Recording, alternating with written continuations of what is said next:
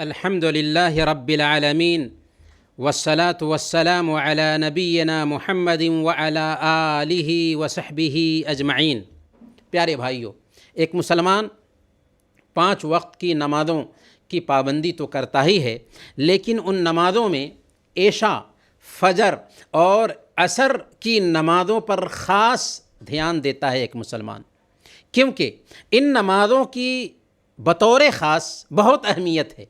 صحیح مسلم کی روایت ہے، اللہ کے نبی صلی اللہ علیہ وسلم نے ارشاد فرمایا، من صلی العشاء فی جماعت فکأنما قام نصف اللیل ومن صلی الصبح فی جماعت فکأنما قام اللیل کلہ۔ جس نے عشاء کی نماز جماعت سے ادا کر لی گویا وہ آدھی رات تک قیام کرتا رہا، اور جس نے فجر کی نماز بھی جماعت سے ادا کر لی گویا وہ پوری رات قیام کیا۔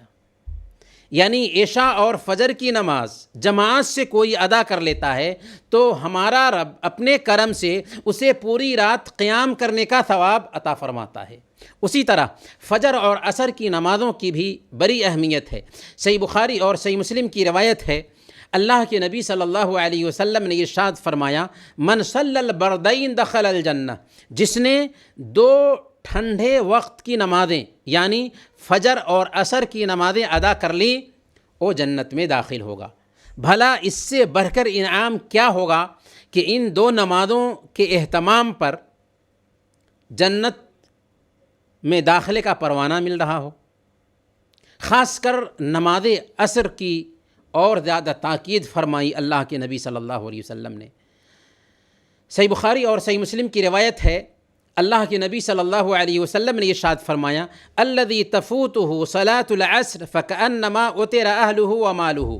جس کی نماز عصر فوت ہو گئی، جس کی نماز عصر چھوٹ گئی، سمجھ لو کہ اس کا سارا مال، سارا کاروبار، ساری دولت اور سارے اہل و عیال، مال بھی اہل و عیال بھی سب چوپٹ ہو گئے، سب ہلاک اور برباد ہو گئے، کچھ نہیں بچا اس کا۔ کیوں؟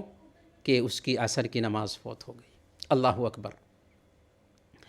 ایک آدمی کی عصر کی نماز جب چھوٹ جاتی ہے تو وہ مال میں بھی اور پریوار میں بھی گھاٹا اٹھانے والا ٹھہرتا ہے۔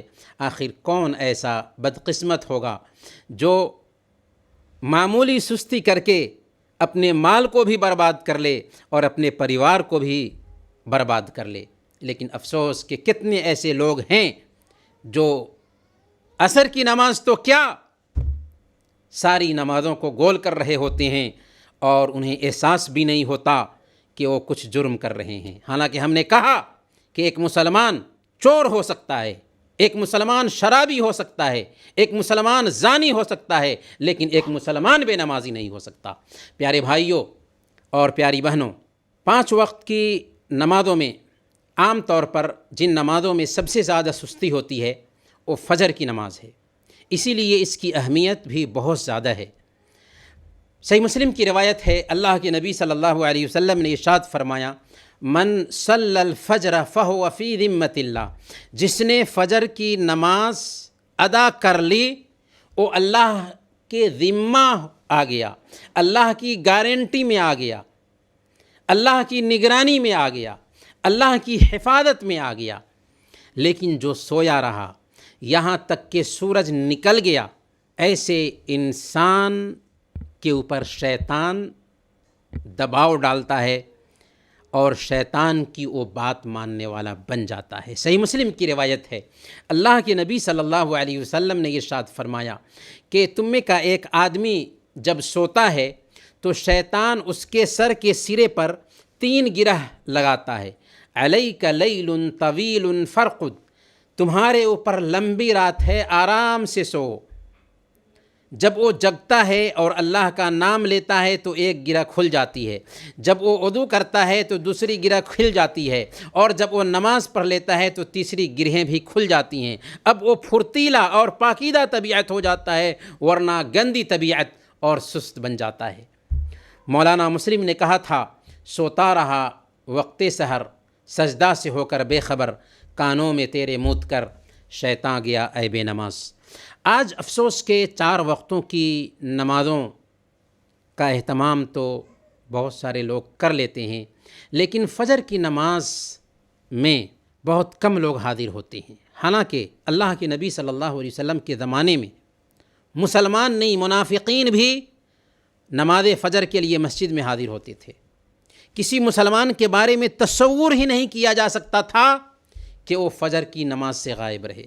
ذرا سوچئے، اگر آپ سے کہا جائے کہ آپ کی ڈیوٹی فجر سے پہلے شروع ہونے والی ہے تو کیا آپ اس کے لیے تیار نہیں ہو جائیں گے؟ سارے اسباب اختیار نہیں کریں گے کہ کیسے بھی اس وقت جگ جائیں؟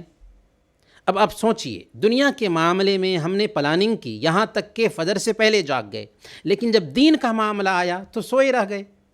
جب اللہ کی پکار ہوتی ہے تو ہم چست ہو جاتے ہیں، اور جب رب کی پکار ہوتی ہے تو ہم سوئے رہتے ہیں۔ کوئی پوچھ سکتا ہے کہ فجر کے لیے جاگنا ہے تو کیا کریں؟ سب سے پہلے وقت پر سونے کی کوشش کریں، دیر رات تک جاگنے کی عادت نہ ڈالیں، رات میں سویرے سوئیں، رات کا کھانا کم مقدار میں کھائیں، وضو کر کے سونے کا اہتمام کریں، اور سونے سے پہلے کی دعائیں پڑھ لیں۔ الارم گھڑی ہر انسان کے پاس ہوتی ہے، موبائل میں الارم لگائیں، اور اس طریقے سے 2-3 مرتبہ الارم لگائیں تاکہ آسانی سے آپ جگ سکیں۔ کسی کو جگانے کے لیے کہہ دیں۔ اگر ہم نے نیت کو پاکیزہ رکھا، ارادہ پختہ رکھا، تو ضرور آنکھ کھلے گی انشاءاللہ۔ فجر کی نماز کے لیے اگر جاگنے کے لیے ہم سنجیدہ بن جائیں تو ایک آسان طریقہ ہے، آپ خود سے عہد کریں، خود سے اپنے آپ سے عہد کریں کہ اگر میں فجر کی نماز کے لیے نہ جاگ سکا تو کل آدھا دینار صدقہ کروں گا، ربع دینار صدقہ کروں گا، 1 دینار صدقہ کروں گا، اپنی حیثیت کے حساب سے۔ اگر ایسا کریں گے تو یاد رکھیں، شیطان آپ کو جو تھپکیاں دے کر سلاتا ہے، شیطان آ کر آپ کو جگائے گا کہ جاؤ فجر کی نماز پڑھ لو، کیونکہ شیطان نہیں چاہتا کہ بندہ اللہ کا فرمانبردار بن سکے۔ تجربہ کر کے دیکھیں۔ وصلی اللہ علی نبینا محمد وعلی آلہ وصحبہ اجمعین۔